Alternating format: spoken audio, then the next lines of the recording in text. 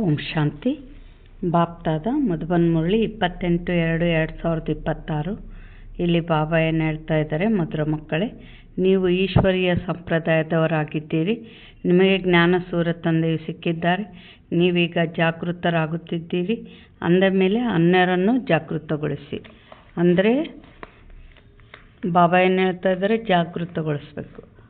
ಯಾರನ್ನ ಅಂದರೆ ರಾವಣ ಸಂಪ್ರದಾಯದಲ್ಲಿ ದುಃಖ ಚಿಂತೆಯಲ್ಲಿ ಮುಳುಗಿಬಿಟ್ಟಿದ್ದಾರೆ ಎಲ್ಲರೂ. ಅವ್ರನ್ನೇನು ಮಾಡಿರಿ, ಜಾಗೃತಗೊಳಿಸ್ರಿ ಅಂತ ಹೇಳ್ತಾ ಇದ್ದಾರೆ ಬಾಬಾ. ಪ್ರಶ್ನೆ: ಅನೇಕ ಪ್ರಕಾರದ ಘರ್ಷಣೆಗಳಿಗೆ ಕಾರಣ ಹಾಗೂ ಅದಕ್ಕೆ ನಿವಾರಣೆ ಏನಾಗಿದೆ? ಉತ್ತರ: ಯಾವಾಗ ದೇಹಾಭಿಮಾನದಲ್ಲಿ ಬರುತ್ತೀರೋ ಆಗ ಅನೇಕ ಪ್ರಕಾರದ ಘರ್ಷಣೆಗಳಾಗುತ್ತವೆ. ಮಾಯೆಯ ಗ್ರಹಚಾರ ಕುಳಿತುಕೊಳ್ಳುತ್ತದೆ. ತಂದೆ ತಿಳಿಸುತ್ತಾರೆ, ದೇಹಿ ಅಭಿಮಾನಿಯಾಗಿ ಸೇವೆಯಲ್ಲಿ ತೊಡೆಯಿರಿ. ನೆನಪಿನ ಯಾತ್ರೆಯಲ್ಲಿದ್ದಾಗ ಗ್ರಹಚಾರವು ಕಳೆಯಿತು. ಬಾಬಾ ಇಲ್ಲೇನು ಹೇಳ್ತಾರೆ, ಘರ್ಷಣೆಗೆ ಕಾರಣ ದೇಹಾಭಿಮಾನ ಅಂತಾರೆ. ಅಂದರೆ ದೇಹ ಅನ್ನತ್ಲೇ ಏನು ಬಂತು, ಮಾಯೆ ಬಂದ್ಬಿಡ್ತು. ಅಂದರೆ ಅಲ್ಲಿ ನಾನು ಹೆಚ್ಚು, ನೀನು ಹೆಚ್ಚು, ನನ್ನ ಭಾಷೆ, ನಿನ್ನ ಭಾಷೆ, ನೂರಾರು ಪ್ರಕಾರದ ಸಮಸ್ಯೆಗಳು ಬರ್ತವೆ, ಘರ್ಷಣೆ ಆಗ್ತದೆ. ಅದಕ್ಕೆ ದೇಹಿ ಅಭಿಮಾನಿ ಆಗ್ರಿ ಅಂದರು. ಅಂದರೆ ಈ ದೇಹ ನಾನಲ್ಲ, ನಾನು ಆತ್ಮ ಅಂದಾಗ ನಾವು ಆತ್ಮಿಕ ಸ್ಥಿತಿಯಲ್ಲಿ ಬಂದ್ವಿ ಅಂದ್ರೆ ಅಲ್ಲಿ ಯಾವ ಗುಣಗಳು, ಇನ್ನೊಬ್ಬರಿಗೆ ಸುಖ ಕೊಡುವಂಥ ಗುಣಗಳು, ದೈವಿ ಗುಣಗಳು ಇಮರ್ಜ್ ಆಗ್ತವೆ.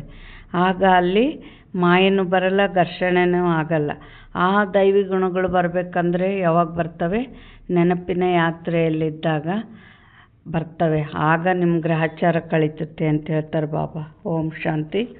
ಆತ್ಮಿಕ ಮಕ್ಕಳ ಬಳಿ ತಂದೆಯು ಶ್ರೀಮತವನ್ನು ಕೊಡಲು ಅಥವಾ ತಿಳಿಸಲು ಬಂದಿದ್ದಾರೆ.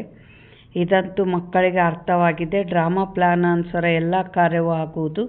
ಇನ್ನು ಸ್ವಲ್ಪವೇ ಸಮಯವಿದೆ. ಈ ಭಾರತವನ್ನು ರಾವಣಪುರಿಯಿಂದ ವಿಷ್ಣುಪುರಿಯನ್ನಾಗಿ ಮಾಡಬೇಕಾಗಿದೆ. ತಂದೆಯು ಗುಪ್ತವಾಗಿದ್ದಾರೆ, ವಿದ್ಯೆಯು ಗುಪ್ತವಾಗಿದೆ. ಸೇವಾ ಕೇಂದ್ರಗಳಂತೂ ಬಹಳಷ್ಟಿವೆ.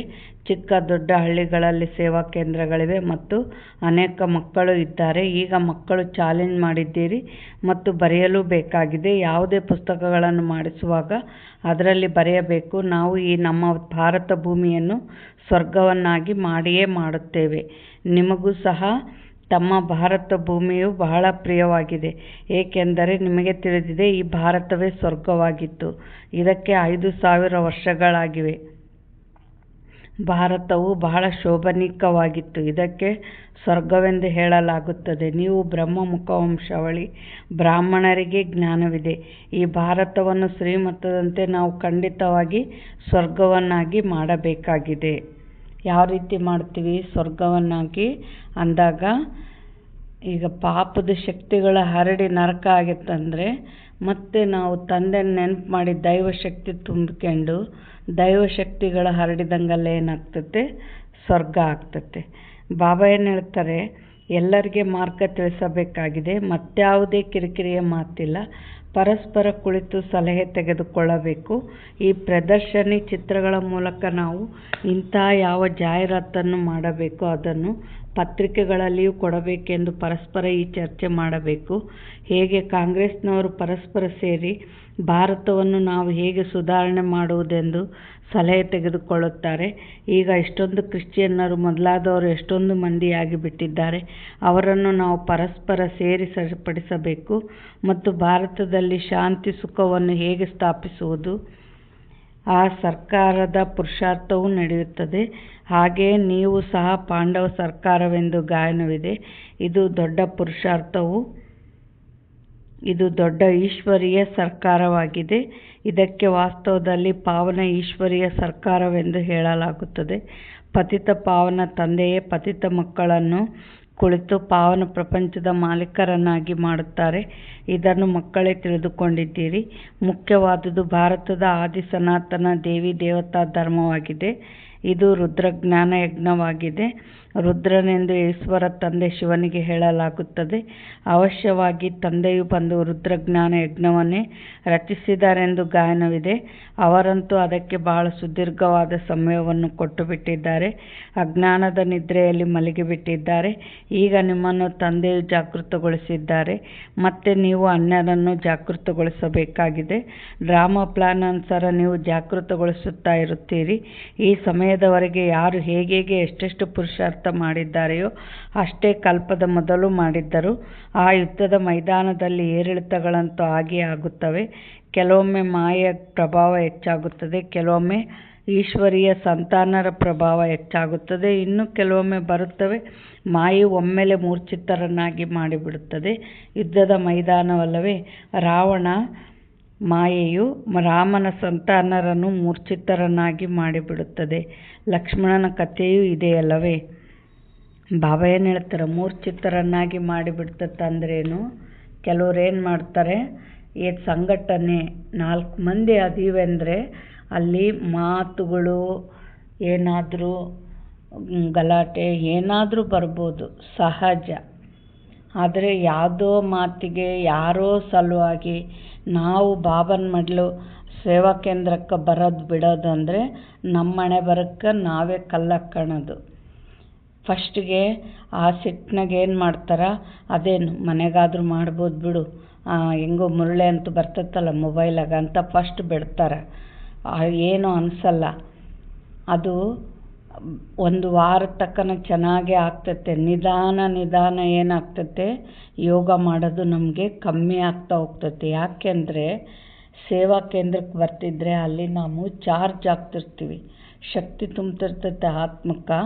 ಅಲ್ಲಿ ಜ್ಞಾನದಂತೆ ನಡಿತೀವಿ, ಜ್ಞಾನಧಾರಣೆ ಆಗ್ತೈತೆ, ಯೋಗ ಮಾಡೋಕ್ಕೂ ಶಕ್ತಿ ಇರ್ತೈತೆ, ಪುರುಷಾರ್ಥದಲ್ಲಿ ಮುಂದುವರಿತೀವಿ.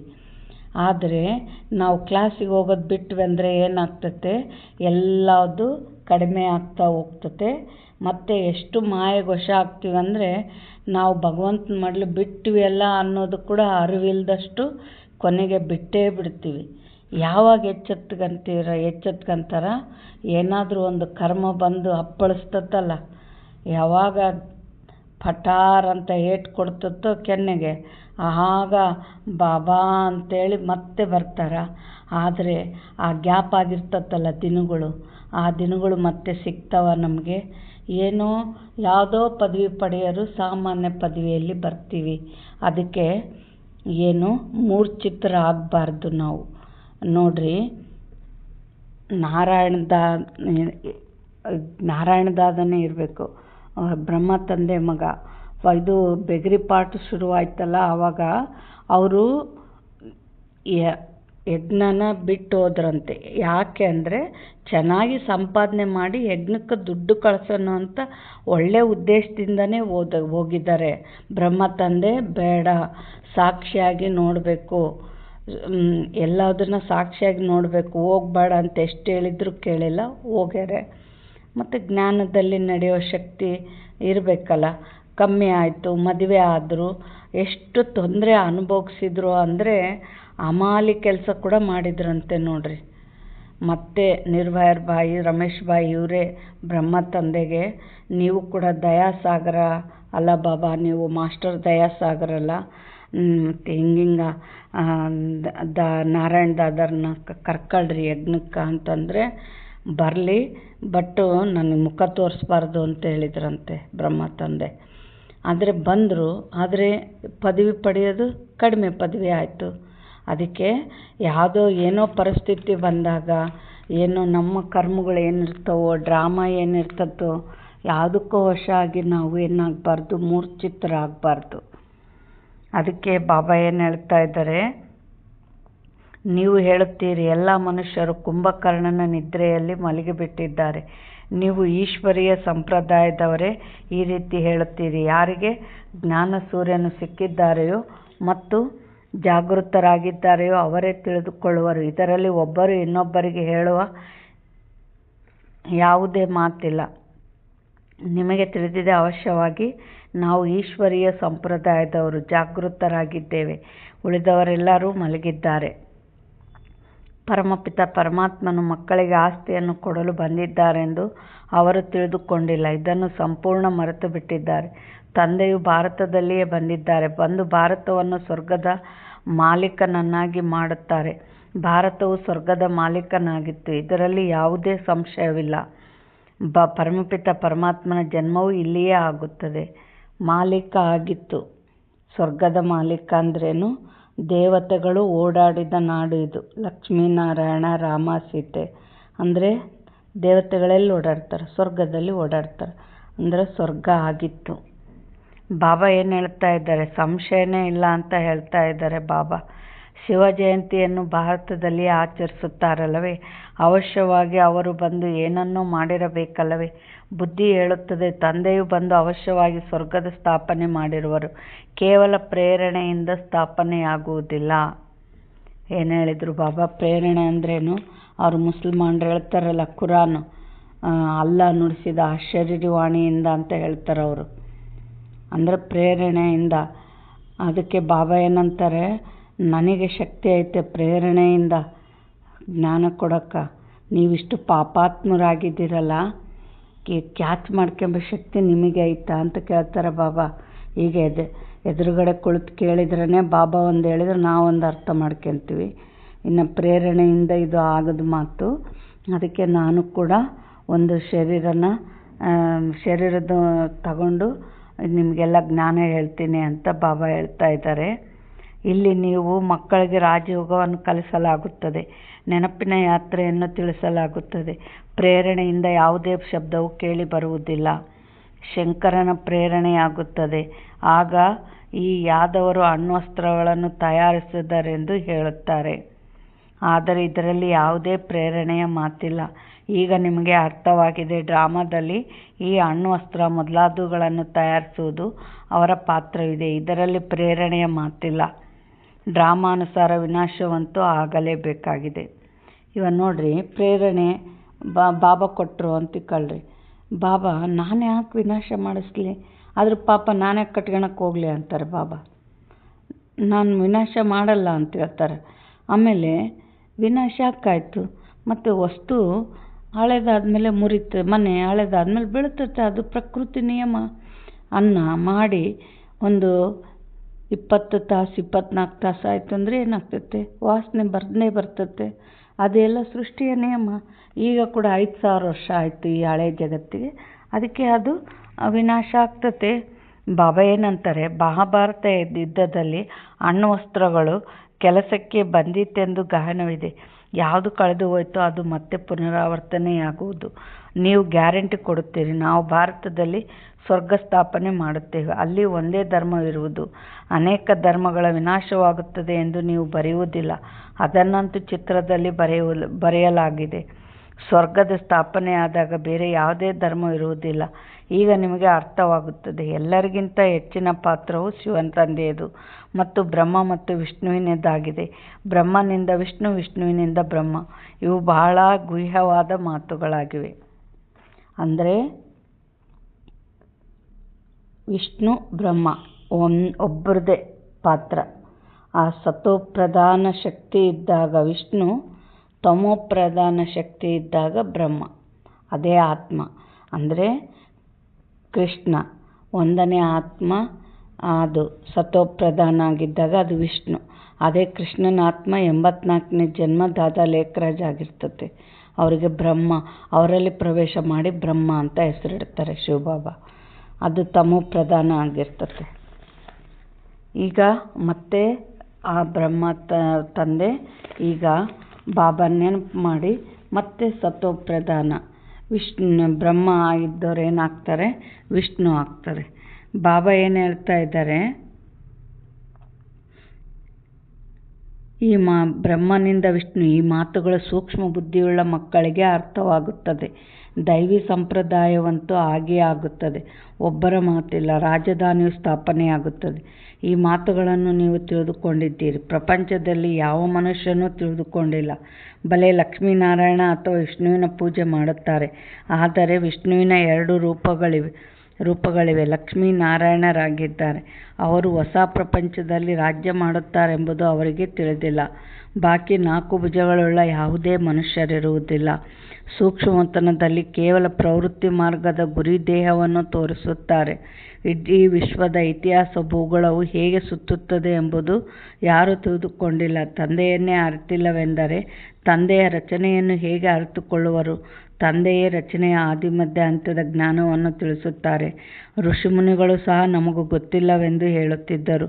ತಂದೆಯನ್ನು ಅರಿತುಕೊಂಡರೆ ರಚನೆಯ ಆದಿ ಮಧ್ಯ ಅಂತ್ಯವನ್ನು ಅರಿತುಕೊಳ್ಳುವರು. ತಂದೆಯು ತಿಳಿಸುತ್ತಾರೆ, ನಾನು ಒಂದೇ ಬಾರಿ ಬಂದು ನೀವು ಮಕ್ಕಳಿಗೂ ಇಡೀ ಜ್ಞಾನವನ್ನು ತಿಳಿಸುತ್ತೇನೆ. ಮತ್ತೆ ನಾನು ಬರುವುದೇ ಇಲ್ಲ ಅಂದಾಗ ರಚಯಿತ ಮತ್ತು ರಚನೆಯ ಆದಿ ಮಧ್ಯ ಅಂತ್ಯವನ್ನು ಅರಿತುಕೊಳ್ಳುವುದಾದರೂ ಹೇಗೆ?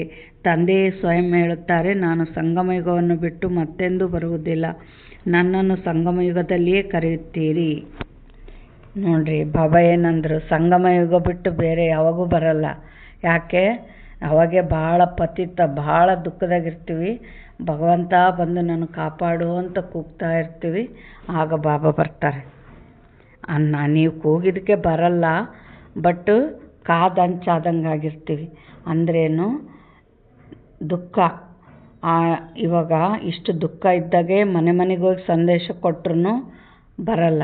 ಇನ್ನು ಬಾಬಾ ದ್ವಾಪರದಾಗ ಇನ್ನೊಂದು 100 ವರ್ಷದ ಕೆಳಗೆ ಬಂದಿದ್ದರು ಈ ಆತ್ಮಗಳು ಸುಖ ಇದ್ದಾಗ ಬರೋದಿಲ್ಲ. ಅದಕ್ಕೆ ನೀವು ಬಹಳ ದುಃಖದಲ್ಲಿದ್ದಾಗ ನಾನು ಬರ್ತೀನಿ ಅಂತ ಹೇಳ್ತಾರೆ ಬಾಬಾ. ಪಾವನವೆಂದು ಸತ್ಯುಗಕ್ಕೆ ಹೇಳಲಾಗುತ್ತದೆ, ಕಲಿಯುಗಕ್ಕೆ ಪತಿತ ಪ್ರಪಂಚವೆಂದು ಹೇಳಲಾಗುತ್ತದೆ. ಅವಶ್ಯವಾಗಿ ನಾನು ಪತಿತ ಪ್ರಪಂಚದ ಅಂತ್ಯದಲ್ಲಿಯೇ ಬರುತ್ತೇನೆ.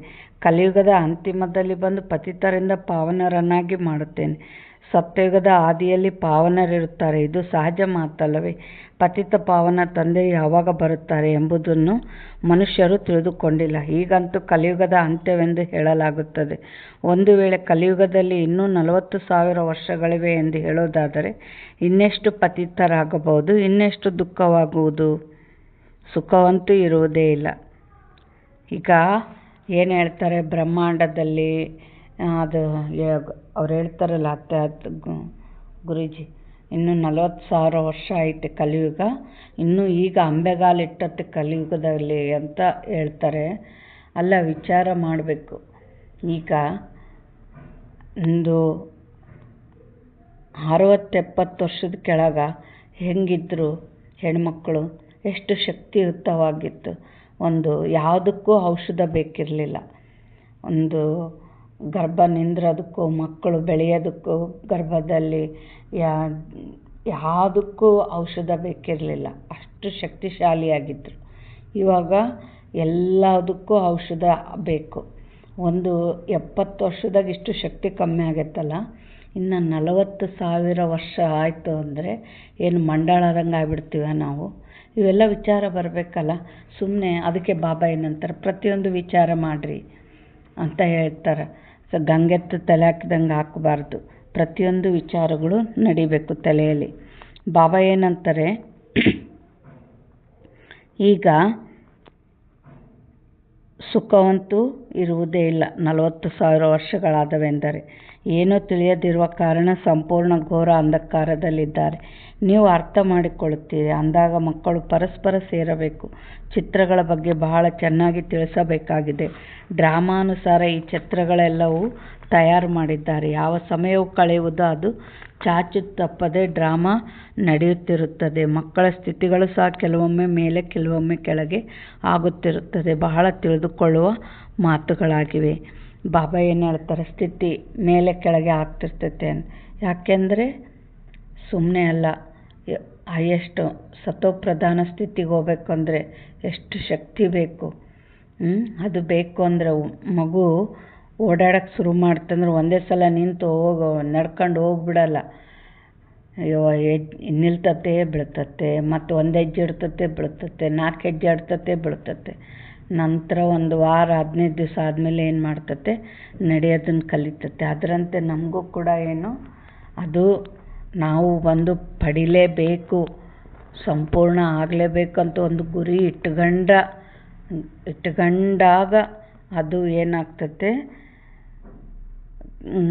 ಏರು ಇಳ್ತಾ ಆಗ್ತಾ ಕೆಲವೊಮ್ಮೆ ಪಡಿಬೋದು, ಪಡಿದೇ ಇರ್ಬೋದು. ಯಾಕಂದರೆ ಸಮಯ ಎಷ್ಟೈತೆ, ಸಮಯನೂ ಬೇಕಲ್ಲ.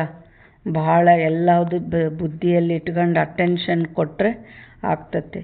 ಬಾಬಾ ಏನಂತಾರೆ, ಕೆಲವೊಮ್ಮೆ ಗ್ರಹಚಾರವು ಬಂದು ಕುಳಿತಾಗ ಎಷ್ಟೊಂದು ಪ್ರಯತ್ನ ಪಡುತ್ತಾರೆ. ತಂದೆಯು ಪದೇ ಪದೇ ತಿಳಿಸುತ್ತಾರೆ, ಮಕ್ಕಳೇ ನೀವು ದೇಹಾಭಿಮಾನದಲ್ಲಿ ಬರುತ್ತೀರಿ, ಆದ್ದರಿಂದಲೇ ಘರ್ಷಣೆಯಾಗುತ್ತದೆ.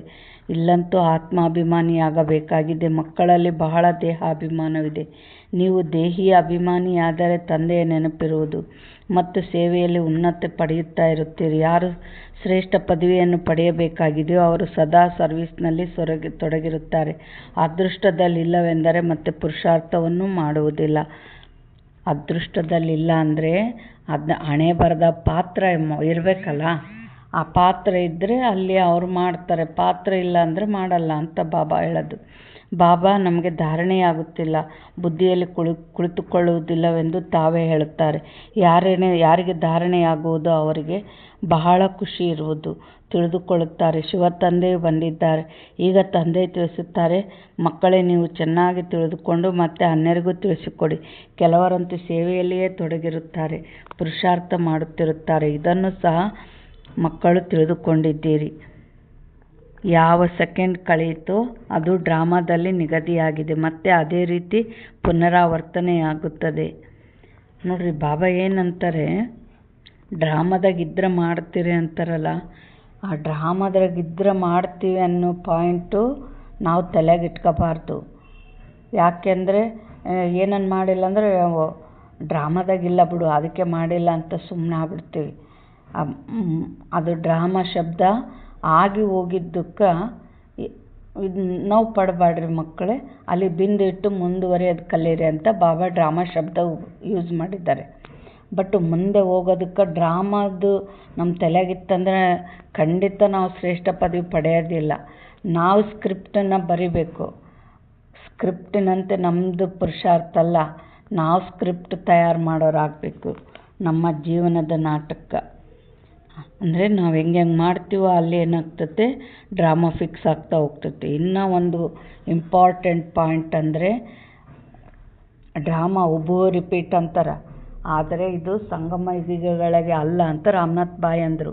ನಾವು ಅಂದರೆ ದಾಸಿ ಪದವಿ ಇತ್ತು, ನಾನು ರಾಜನ ಪದವಿ ಪಡಿಬೇಕು ಅಂತ ನೀವು ಮಾಡಿದರೆ ಅಲ್ಲಿ ಪರಿವರ್ತನೆ ಐತೆ ಸಂಗಮ ಯುಗದವರಿಗೆ ಅಂತ ರಾಮನಾಥ್ ಬಾಯ್ ಹೇಳಿದರು. ಬಾಬಾ ಏನು ಹೇಳ್ತಾ ಇದ್ದಾರೆ, ಮಕ್ಕಳಿಗೆ ತಿಳಿಸಲಾಗಿದೆ, ಹೊರಗಡೆ ಭಾಷಣ ಇತ್ಯಾದಿ ಮಾಡುವಾಗ ಕೇಳುವುದಕ್ಕಾಗಿ ಅನೇಕ ಪ್ರಕಾರದ ಹೊಸಬರು ಬರುತ್ತಾರೆ. ನೀವು ತಿಳಿದುಕೊಂಡಿದ್ದೀರಿ, ಗೀತೆ, ವೇದ, ಶಾಸ್ತ್ರ ಇತ್ಯಾದಿಗಳನ್ನು ಕುರಿತು ಎಷ್ಟೊಂದು ಮಂದಿ ಭಾಷಣ ಮಾಡುತ್ತಾರೆ.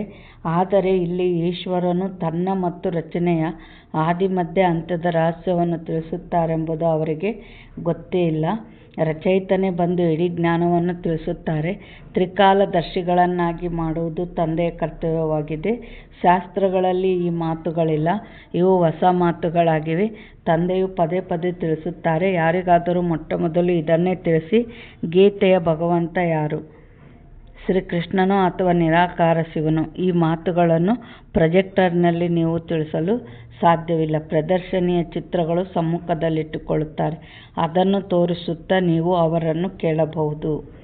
ಈಗ ತಿಳಿಸಿ, ಗೀತೆಯ ಭಗವಂತ ಯಾರು, ಜ್ಞಾನಸಾಗರನು ಯಾರು? ಕೃಷ್ಣನಂತೂ ಹೇಳಲು ಸಾಧ್ಯವಿಲ್ಲ. ಪವಿತ್ರತೆ, ಸುಖ, ಶಾಂತಿಯ ಸಾಗರ, ಮುಕ್ತಿದಾತ, ಮಾರ್ಗದರ್ಶಕ ಯಾರು? ಮೊಟ್ಟ ಮೊದಲು ಅವರಿಂದ ಇದನ್ನು ಬರೆಸಬೇಕು, ಫಾರ್ಮ್ ತುಂಬಿಸಬೇಕು, ನಂತರ ಎಲ್ಲರಿಂದ ಸಹಿಯನ್ನು ತೆಗೆದುಕೊಳ್ಳಬೇಕು. ನೋಡ್ರಿ, ಬಾಬಾ ವಿಧಿ ವಿಧಾನ ಯುಕ್ತಿಯಿಂದ ಮಾತಾಡಬೇಕಂತನೂ ಹೇಳಿದ್ದಾರೆ.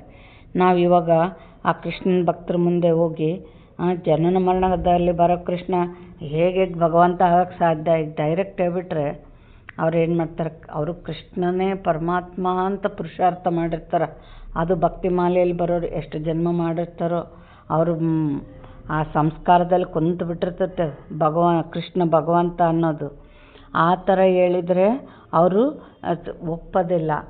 ಈ ಥರ ಕೇಳಬೇಕು. ಅಲ್ಲ, ಈಗ ಕೃಷ್ಣ ದೇವತೆ, ಆ ದೇವತೆ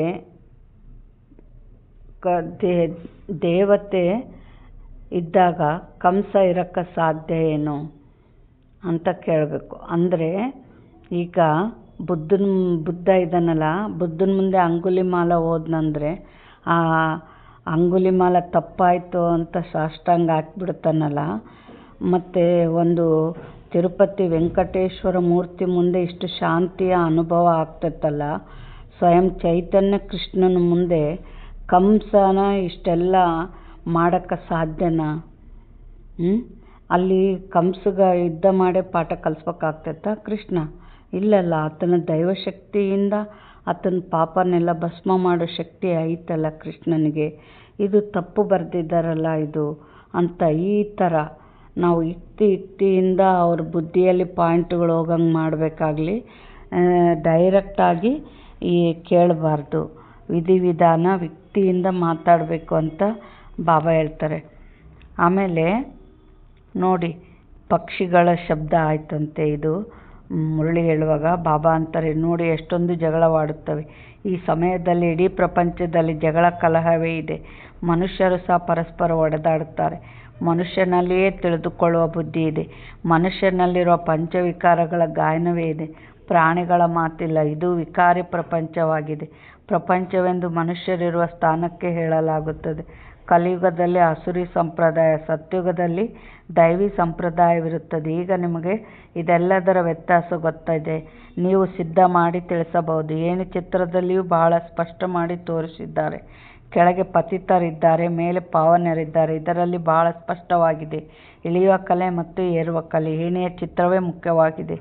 ಇದರಲ್ಲಿ ಮುಖ್ಯವಾಗಿ ಇದು ಪತಿತ ಪ್ರಪಂಚವಾಗಿದೆ. ಪಾವನ ಪ್ರಪಂಚವು ಸ್ವರ್ಗವಾಗಿತ್ತು ಎಂದು ಮನುಷ್ಯರಿಗೆ ಅರ್ಥವಾಗಬೇಕೆಂದರೆ ಇನ್ನು ಯಾವ ರೀತಿ ಬರೆಯುವುದು ವಿಚಾರ ಮಾಡಬೇಕಾಗಿದೆ. ಇಲ್ಲಿ ಎಲ್ಲರೂ ಪತಿತರಿದ್ದಾರೆ, ಯಾರೊಬ್ಬರೂ ಪಾವನರಿರಲು ಸಾಧ್ಯವಿಲ್ಲ. ರಾತ್ರಿ ಹಗಲು ಈ ಚಿಂತನೆ ನಡೆಯಬೇಕು. ಆತ್ಮಪ್ರಕಾಶ್ ಮಗು ಬರೆಯುತ್ತಾರೆ, ಬಾಬಾ ಈ ಚಿತ್ರವನ್ನು ಮಾಡಿಸುವುದೇ. ತಂದೆ ತಿಳಿಸುತ್ತಾರೆ, ವಿಚಾರ ಸಾಗರ ಮಂಥನ ಮಾಡಿ ಯಾವುದೇ ಚಿತ್ರವನ್ನು ಮಾಡಿಸಿ, ಆದರೆ ಏಣಿ ಚಿತ್ರವು ಬಹಳ ಚೆನ್ನಾಗಿರಬೇಕು. ಇದನ್ನು ತೋರಿಸಿ ನೀವು ಬಹಳಷ್ಟು ತಿಳಿಸಬಹುದು. 84 ಜನ್ಮಗಳನ್ನು ಪೂರ್ಣ ಮಾಡಿ ಮತ್ತೆ ಮೊದಲನೇ ನಂಬರ್ನ ಜನ್ಮ ತೆಗೆದುಕೊಳ್ಳುತ್ತಾರೆ. ಮತ್ತೆ ಇಳಿಯುವ ಕಲೆಯಿಂದ ಏರುವ ಕಲೆಯಲ್ಲಿ ಹೋಗಬೇಕಾಗಿದೆ. ಇದರಲ್ಲಿ ಪ್ರತಿಯೊಬ್ಬರಿಗೆ ವಿಚಾರ ನಡೆಯಬೇಕು. ಇಲ್ಲವೆಂದರೆ ಹೇಗೆ ಸರ್ವಿಸ್ ಮಾಡುವಿರಿ? ಚಿತ್ರಗಳನ್ನು ಕುರಿತು ತಿಳಿಸುವುದು ಬಹಳ ಸಹಜವಾಗುತ್ತದೆ. ಸತ್ಯಯುಗದ ನಂತರ ಏಣಿಯನ್ನು ಇಳಿಯಲಾಗುತ್ತದೆ. ಬಾಬಾ ಏನೆಂದರು? ಚಿತ್ರ ನೋಡಿ ತಿಳಿಸೋದು ಬಹಳ ಸಹಜ ಆಗ್ತದೆ ಅಂದರು. ಯಾರಿಗೆ? ನೋಡ್ರಿ, ಯಾವಾಗೋ ಒಮ್ಮೆ ನಾವು ಹೇಳ್ತೀವಿ ಅಂದರೆ ಅದು ಅಲ್ಲ. ನೋಡ್ರಿ, ಯೋಗ ಅಂದ್ರೇನು? ಕಣ್ಣು ಮುಚ್ಕೊಂಡು ಕುತ್ಕೊಂಡ್ರೆ ಯೋಗ ಅಲ್ಲ. ಅಲ್ಲಿ ಇದು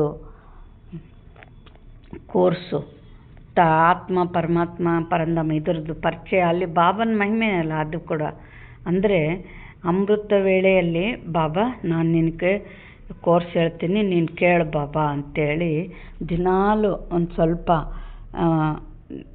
ನಾವೇ ರಿಪೀಟ್ ಮಾಡಬೇಕು. ದಿನಾಲೂ ರಿಪೀಟ್ ಮಾಡ್ತಾ ಇರಬೇಕು. ದಿನಾಲಿ ಆ ಸೂಕ್ಷ್ಮ ಅದೇ ನಂತರ ಸಬ್ಕಾನ್ಷಿಯಸ್ ಮೈಂಡ್ನಲ್ಲಿ ಹೋಗ್ಬೇಕದು. ಈ ಜ್ಞಾನ ಆಳಕ್ಕಿಳಿಬೇಕು. ಆಗ ನಾವು ಯಾರಾದರೂ ನಮ್ಮ ಎದುರಿಗೆ ಬಂದಾಗ ಹೇಳುವಾಗ ನೀರು ಜ್ಞಾನಧಾರೆ ಹರಿತಾ ಇರಬೇಕು. ನಾವು ಯಾವಾಗೋ ತಿಂಗಳಿಗೊಮ್ಮೆ ಹೇಳ್ದಂಗೆ ಹ್ಞೂ ಅಂತ ಹೇಳಿದರೆ ಅಷ್ಟು ಬಾಣ ನಾಟಲ್ಲ.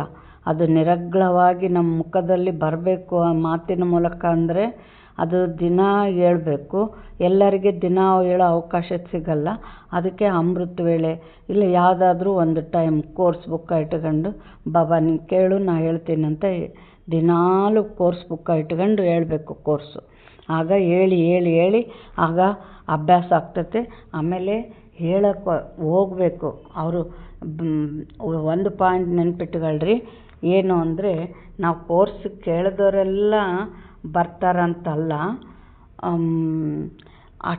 ಇವಾಗ ಶಿಬಿರಕ್ಕೆ ಕೆಲವರು ಎಷ್ಟು ಹೇಳಿದ್ರೇನು ಬರಲ್ಲ ಬಿಡಂತ ಕೆಲವರು ಶಿಬಿರದಾಗ ಸರ್ವಿಸ್ ಮಾಡೋಕ್ಕೆ ಹೋಗಲ್ಲ. ಆ ಥರ ಅಲ್ಲ. ಅದನ್ನೆಲ್ಲ ಇಡೀ ಜಗತ್ತಿಗೆ ನಿರಾಕಾರ ಪರಮಾತ್ಮ ಅನ್ನೋದು ಎಲ್ಲರ ಕಿವಿಯಾಗಿ ಬೀಳಬೇಕು. ಯಾಕೆಂದರೆ ಭಗವಂತ ಅಂದರೆ ಏನೋ ಒಂದು ಶಕ್ತಿ ಐತೆ ಅಂತ ಎಲ್ಲರೂ ಮೇಲೇ ನೋಡ್ತಾರೆ. ಅಂದರೆ 5000 ವರ್ಷಕ್ಕೊಮ್ಮೆ ಎಲ್ಲರ ಕಿವಿಯಾಗಿ ಬೀಳಬೇಕು ನಿರಾಕಾರ ಭಗವಂತ ಅನ್ನೋದು. ಅದಕ್ಕೆ ನಾವು ಎಲ್ಲರಿಗೆ ಕೋರ್ಸ್ ಹೇಳಲೇಬೇಕು. ಅವರು ನಿಮಗೆ ಪ್ರಜೆಗಳಾಗಿ ಭಕ್ತರಾಗಿ ಬರ್ತಾರೆ ಅಂತ ಬಾಬಾ ಹೇಳ್ತಾರೆ. ಈ ಥರ ಸರ್ವಿಸ್ ಮಾಡೋದು ಸಹಜ ಆಗಬೇಕಂದ್ರೆ ದಿನಾಲೂ ಹೇಳ್ತಾ ಇರಬೇಕು. ಆಮೇಲೆ ಹೇಳ್ದಂಗಲ್ಲ, ಅನುಭವಕ್ಕೆ ಬರ್ತೈತಿ ಯಾರಿಗೆ ಹೇಳಬೇಕು, ಹೇಗೆ ಹೇಳಬೇಕು ಅನ್ನೋದು. ಅಂದರೆ ನಾಡಿ ನೋಡಿ ಔಷಧ ಕೊಡಬೇಕು ಅಂತ ಹೇಳ್ಯಾರಲ್ಲ ಬಾಬಾ. ಕೆಲವು ಭಕ್ತಿ ಮಾರ್ಗದ ಸಿಮ್ಟಮ್ಸ್ ಇರ್ತಾವೆ ಕೆಲವರಿಗೆ. ಜಪಮಣಿ ಹಾಕ್ಕೊಂಡಿರ್ತಾರೆ, ತಿಲಕ, ಈ ಥರ ಆ ಸಿಮ್ಟಮ್ಸ್ ಇದ್ದವ್ರನ್ನ ನಾವು ಮಾತಾಡಿಸ್ಬೇಕು. ನಾವು ಏನನ್ನು ಹೇಳಿದಾಗ ಅವರು ರೆಸ್ಪಾನ್ಸ್ ಮಾಡಿದರೆ ಕಂಟಿನ್ಯೂ ಮಾಡಬೇಕು. ಅವ್ರು ರೆಸ್ಪಾನ್ಸ್ ಮಾಡಿಲ್ಲ ಅಂದರೆ ಕೆಲವ್ರಂತೂ ಒತ್ತಿ ಹೇಳಕ್ಕೆ ಹೋಗ್ತಾರೆ. ಅವರು ಇವ್ರೇನು ಗಂಟು ಬಿದ್ದಾರೆ ನಮಗೆ ಓಂ ಶಾಂತಿಯರ ಅನ್ನಂಗೆ ಮಾಡಿಬಿಡ್ತಾರೆ. ಅದು ತಪ್ಪು. ಅರ್ಥ ಆಯ್ತಾ? ನಮಗೆ ಗುಡ್ ರೆಸ್ಪಾನ್ಸ್ ಕೊಟ್ಟರೆ ಕಂಟಿನ್ಯೂ ಮಾಡೋದು. ಅವ್ರಿಗಿಷ್ಟ ಇಲ್ಲ ಕೈ ಬಿಟ್ಬಿಡೋದು.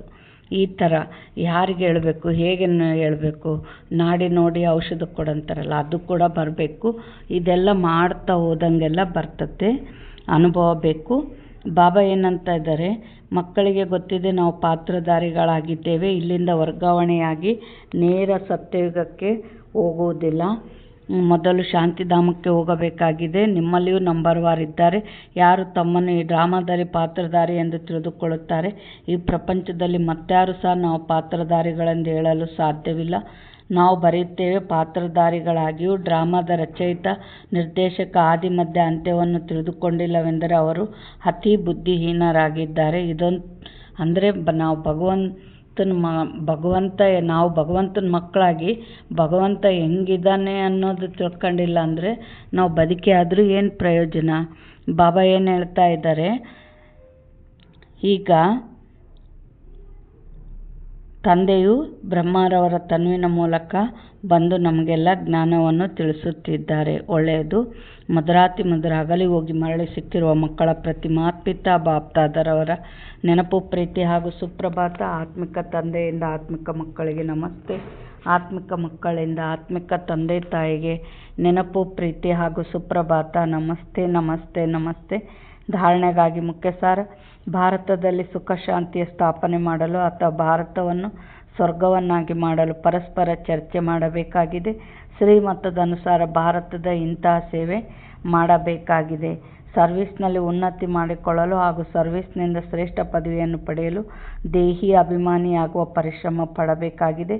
ಜ್ಞಾನದ ವಿಚಾರ ಸಾಗರ ಮಂಥನ ಮಾಡಬೇಕಾಗಿದೆ. ಸರ್ವಿಸ್ನಲ್ಲಿ ಉನ್ನತಿ ಪಡೆಯಲು ದೇಹಿ ಅಭಿಮಾನಿ ಆಗ್ರಿ ಅಂದರು. ಅಂದರೆ ಯಾರೇನಂತಾರೇನೋ, ನಗುತ್ತಾರೇನೋ, ಈ ಥರದ್ದೇ ಭಾವನೆ ಇತ್ತಂದರೆ ನಮಗೆ ಸಫಲತೆ ಸಿಗೋಕ್ಕೆ ಸಾಧ್ಯ ಇಲ್ಲ.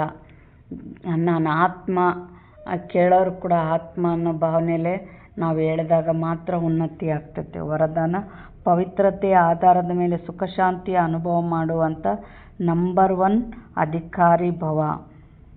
ಯಾವ ಮಕ್ಕಳು ಪವಿತ್ರತೆಯ ಪ್ರತಿಜ್ಞೆಯನ್ನು ಸ್ಮೃತಿಯಲ್ಲಿಟ್ಟುಕೊಳ್ಳುತ್ತಾರೆ ಅವರಿಗೆ ಸ್ವತಃವಾಗಿ ಸುಖ ಶಾಂತಿಯ ಅನುಭೂತಿ ಆಗುತ್ತದೆ. ಪವಿತ್ರತೆಯ ಅಧಿಕಾರವನ್ನು ತೆಗೆದುಕೊಳ್ಳುವುದರಲ್ಲಿ ನಂಬರ್ 1 ಆಗಿರುವುದು ಅರ್ಥಾತ್ ಸರ್ವ ಪ್ರಾಪ್ತಿಗಳಲ್ಲಿ ನಂಬರ್ 1 ಆಗುವುದು. ಆದ್ದರಿಂದ ಪವಿತ್ರತೆಯ ಬುನಾದಿಯನ್ನೆಂದಿಗೂ ಬಲಹೀನ ಮಾಡಬಾರದು. ಈ ರೀತಿ ಇದ್ದಾಗಲೇ ಲಾಸ್ಟ್ ಸೋ ಫಾಸ್ಟ್ ಆಗಬಲ್ಲಿ ಹೋಗಬಹುದು. ಇದೇ ಧರ್ಮದಲ್ಲಿ ಸದಾ ಸ್ಥಿತರಾಗಿರಿ.